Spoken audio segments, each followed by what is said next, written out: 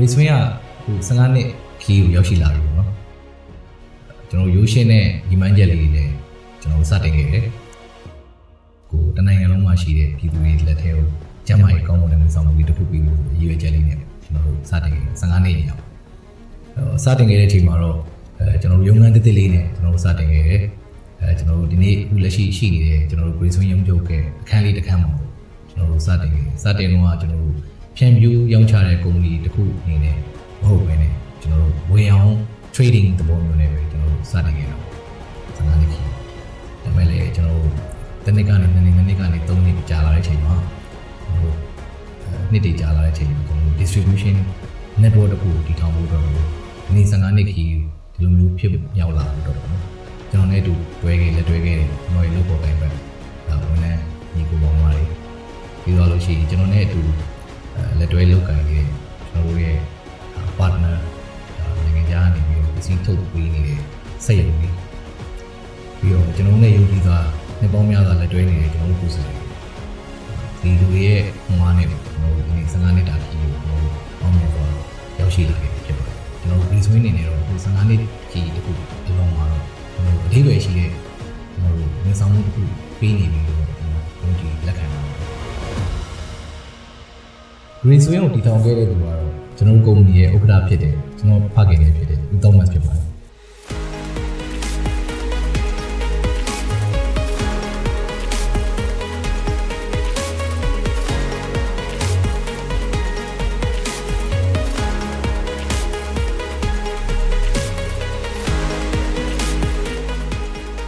ကျွန်တော်ရဲ့ရည်ရွယ်ချက်ကလည်းဒီကျမကြီးဝန်ဆောင်မှုပေးခြင်းတယ်ပေါ့နော်ကျွန်တော်တို့နိုင်ငံကျွန်တော်ရဲ့စိတ်ဓာတ်ပုံမှန်လည်းပြောရင်တော့ကျွန်တော်အမြတ်ကြီးစားခြင်းနဲ့စိတ်မရှိပါဘူးကျွန်တော်တို့ကတကယ်ဒီပြည်သူလူထုလက်ထက်ကိုတုံ့ဆွဲတဲ့လူကိုစိတ်မှန်မှန်နဲ့ဈေးမှန်မှန်နဲ့ရရှိဖို့အတွက်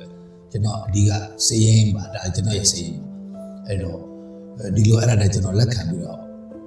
ကျွန်တော်သားကလည်းစင်ကာပူမှာကျောင်းတက်တယ်သူကလည်းကျောင်းပြီးပြန်လာတော့သူ့ကိုလည်းကျွန်တော်အလုပ်တစ်ခုစီစဉ်ရမှာဆိုတော့အဲ့ဒီကုမ္ပဏီမှာကျွန်တော်သူမလာခင်တည်းက managing director ဆိုပြီးတော့ကျွန်တော်ရှော့ပြီးတော့ကျွန်တော်ဒီစလုံးကောင်းကိုဆက်လုပ်ခဲ့တယ်ပေါ့နော်ကျွန်တော်တို့ရဲ့ဝန်ထမ်းတွေတော်တော်များများတော်ကြပါတယ်ဒီစီးကြောင်းနဲ့နားလဲတယ်ကျွန်တော်ကိုလည်းသူတို့တော်တော်လေး knowledge ပေးခဲ့ပါတယ်အဲ့ဒီလိုပါပေါ့နော်ကျွန်တော်ကတော့ထဲထဲဝင်ဝင်မပါဘူးအဲ့ဒီနောက်ပိုင်းမှာတားလက်ထဲမှာသူတော်တော်လေးကိုဒီပေါ်မှာလေးလာတယ်နားလဲအောင်လုပ်ပြီးတော့ဒီလုပ်ငန်းကိုအောင်မြင်အောင်ပေါ့ဒီကနေ့15နှစ်ရှိပြီပေါ့လေအောင်မြင်အောင်လုပ်ခဲ့တယ်အဲ့တော့သမီးတယောက်ကလည်း finance ကိုကိုင်တယ်မင်္ဂလာပါရှင်ကျွန်မနာမည်ကတော့ဒေါ်မြင့်သူစာခေါ်ခရစ်စတန်ဖြစ်ပါတယ်အခုဆိုရင် Grace Swing ကုမ္ပဏီက15နှစ်မြောက်ကိုရောက်ရှိခဲ့ခြင်းဖြစ်ပါတယ်ဒီ15နှစ်မြောက်ကိုရောက်ရှိခဲ့ခြင်းကျွန်မတို့တယောက်ချင်းစီရဲ့စူးစမ်းအားထုတ်မှုတွေမကဘဲနဲ့ကုမ္ပဏီစကနေဥက္ကာလာမှာတာဝန်ထမ်းဆောင်ခဲ့သော Grace Swing အတွက်ကြိုးပမ်းခဲ့သောဝန်ထမ်းတယောက်ချင်းစီရဲ့စူးစမ်းအားထုတ်မှုတွေကဒီကုမ္ပဏီကဒီလောက်ကြီးအောင်မြင်လာတာဖြစ်ပါတယ်အဲ့အတွက်ကိုအားလုံးကိုလည်းကျေးဇူးများတင်ပါတယ်ရှင်အခုသားငယ်ရလဲ Australia မှာကျောင်းပြီးပြီးတော့အခုလာပြီးတော့ဒီ marketing digital marketing ကိုသူလုပ်ပေးနေတော့ဒီကုမ္ပဏီကအဓိကပြောရင်မိသားစုကုမ္ပဏီပါ A company is nothing just but logos and bricks without the people in it. The people is what makes a company. I'm so glad that I get to join a company with such amazing people. Congratulations to Grace Swing 15 years anniversary, and I cannot wait to continue this journey with you all. ကျွန်တော်တို့ရဲ့ဒီလာတွေလည်းကျွန်တော်တို့တော်အားကိုးပါတယ်သူတို့လည်းကျွန်တော်တို့ပစ္စည်းတွေကိုဟဲ့လားဦးစားပေးလဲရောင်းပေးပါတယ်အဲ့ဒီပုံမှာကျွန်တော်တို့နဲ့သူတို့နဲ့ family လိုဖြစ်သွားပါတယ်เนาะကျွန်တော်တို့မိသားစုလိုဖြစ်တယ်ကျွန်တော်သားသမီးတွေလည်းဆိုရင်သူတို့ကတကယ်ကိုစီလုံးလုံးနဲ့ပေါ့နော်သူတို့ရဲ့တယောက်တယောက်အကြိုင်ရယူပြီးတော့သူတို့လှုပ်ဆောင်နေတာဖြစ်ပါတယ်လို့ပြောချင်ပါတယ်ကျေးဇူးတင်ပါတယ်အဲ့တော့15နှစ်စအရင်အောင်နော်ကျွန်တော်ဒီကုမ္ပဏီမလုပ်ကိုင်နေမှာကျောင်းပြီးပြန်လာတဲ့အချိန်မှာကျွန်တော်တက်အရင် Grace Swing ကပေါက်ဖွာလာပြီးတော့မှကျွန်တော် Grace Swing ကိုချိုးတောင်းယူသွားတယ်ပုံပုံတယောက်နဲ့ကျွန်တော်ကုမ္ပဏီစတင်ခဲ့တယ်အဲ့ရနေကျွန်တော်ရင်းနှီးမှာကျုံးဖွင့်တယ်2017မှာ Grace Swing ညွှန်စတင်တောင်းယူပါတယ်ပြီးတော့ကျွန်တော်2012မှာကျွန်တော်မန္တလေးကျွန်တော်ဖွင့်တယ်နောက်ထပ်3နှစ်ကြာမှာကျွန်တော်မွန်နိုင်မှာရုံးခွဲတစ်ခုဖြစ်လာတယ်အဲ့ရနေပြီးတော့မှကျွန်တော်ပတ်သိန်းတောင်းကြီးနေပြီးတော့ဆိုရင်ကျွန်တော်ရုံးချုပ်နဲ့ရုံးခွဲ5ခုနဲ့စုစုပေါင်း6ခုနဲ့ကျွန်တော်ကိုယ်တလေကြီးအလုံး22ခုနဲ့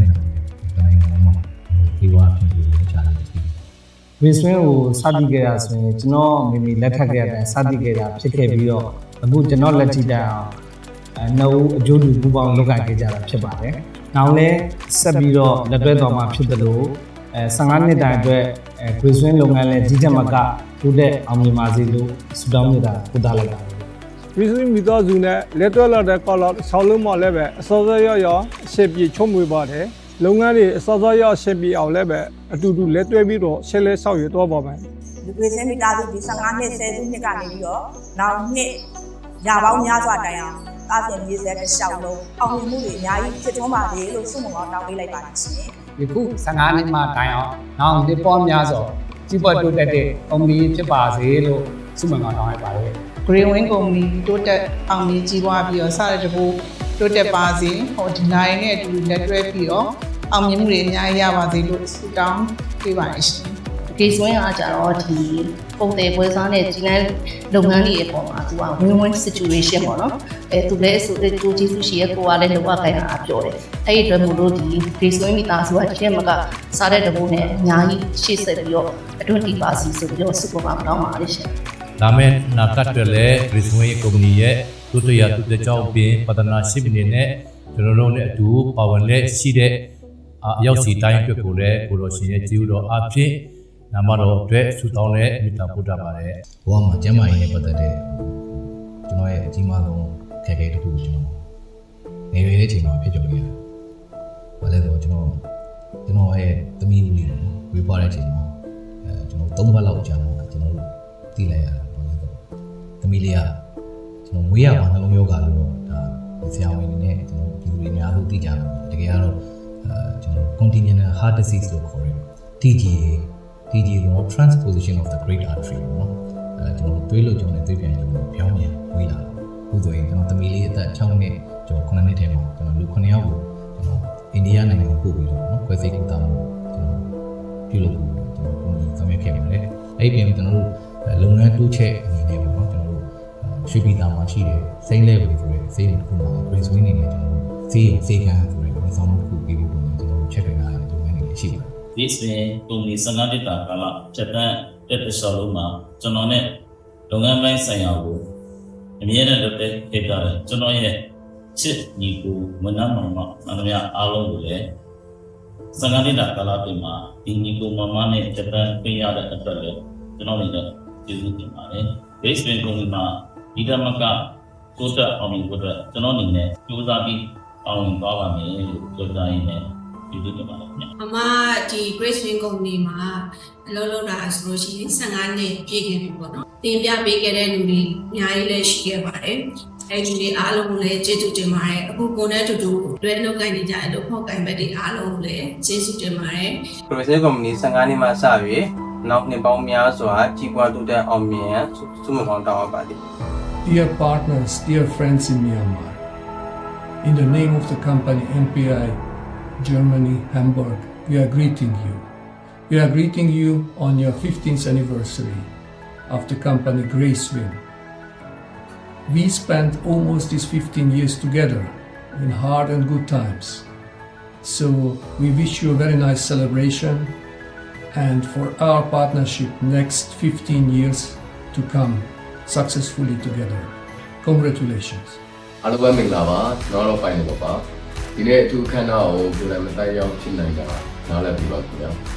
Brisbane Company ရဲ့15နှစ်ပြည့်မြောက်အောင်မြင်မှုအတွက်ကိုအထူးခွန်ဝမ်းမြောက်စွာနဲ့ဂုဏ်ပြုလိုပါတယ်မြန်မာနိုင်ငံသူနိုင်ငံသားတွေရဲ့ကျန်းမာရေးခန္ဓာကို15နှစ်တိုင်တိုင်အကျိုးပြုလှုပ်ဆောင်လာနိုင်ကြတဲ့တကယ်ကိုဂုဏ်ယူပွဲမှတ်တိုင်ဖြစ်ပါတယ်ခင်ဗျာဆိုတော့Brisbane Company ဒီထမကအများကြီးအောင်မြင်ပါစေလို့တောင်းပေးနေတယ် Brisbane ရဲ့တောက်ဖို့ဖြစ်တဲ့ Happy Living ဆိုတဲ့တောက်ဖို့တိုင်းဒီသားတိုင်းကျမ်းမာပြောခြင်းပြီးတော့ Happy Living နဲ့ပြောပါမယ်15နှစ်ကနေပြီးတော့20ကနေပြီးတော့နှစ်50နှစ်100ကျွန်တော်နောက် generation တွေတည်ပြီးနောက်လာမဲ့ကျွန်တော်အနာဂတ်ငယ်ကျွန်တော်သားသမီးတွေကျွန်တော်ကုမ္ပဏီမှာတာဝန်ယူနေသူရဲ့နာဂတ်တွေထိပါကျမ်းမာရေးကိုဆက်လက်ပေးနိုင်တဲ့ကုမ္ပဏီအခုဖြစ်ဖို့တော့ဆက်လက်ကြိုးစားပါမယ်ဆိုတဲ့အကြောင်းနဲ့15နှစ်တော့ကျွန်တော် milestone တစ်ခုပေါ့နော်လုပ်ခဲ့ပြီးဆက်လက်ပြီးတော့လုံးဝ milestone တွေတော့ဒီကောင်းတာနဲ့ဒီပါနဲ့ Grace Wing